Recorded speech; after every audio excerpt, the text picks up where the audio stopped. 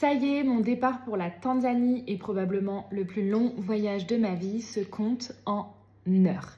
Et depuis quelques jours, je doute.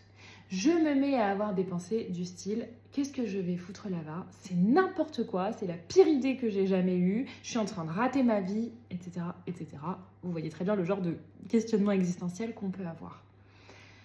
Pourquoi ? Parce que je vais complètement dans l'inconnu là.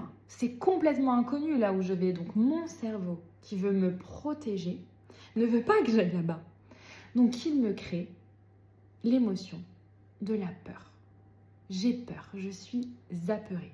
Et donc la peur, qui est une émotion dite négative, comme toutes les autres émotions dites négatives, la tristesse, la peur, les émotions comme ça, qu'est-ce qu'elles font ? Elles rétrécissent nos capacités cognitives. Elles rétrécissent nos ressources comportementales.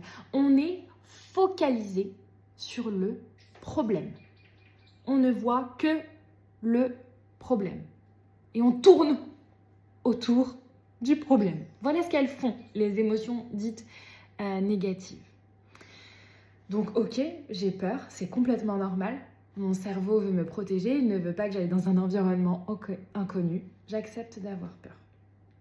Ce que je vais faire, c'est que je vais aussi inviter les émotions positives. Donc par exemple, la gratitude, la joie. Parce que oui, il y a des parts de moi qui sont en gratitude aussi pour tout ça, qui sont heureuses d'aller là-bas. Et donc les émotions dites positives, qu'est-ce qu'elles font ? Elles agrandissent nos œillères. Elles nous permettent d'être connectés à presque toutes nos capacités cognitives, nos capacités comportementales. Elles nous permettent de voir toutes les opportunités possibles. Donc quand je me connecte à des émotions positives, je vois toutes les opportunités que je vais pouvoir vivre. Et je ne suis plus en train de tourner sur le problème, la peur, j'ai raté ma vie, ça va pas. Non. Toutes les opportunités que je vais pouvoir vivre. Et j'ai le droit d'être terrorisée et excitée en même temps. C'est des émotions paradoxales, mais qui peuvent vivre ensemble.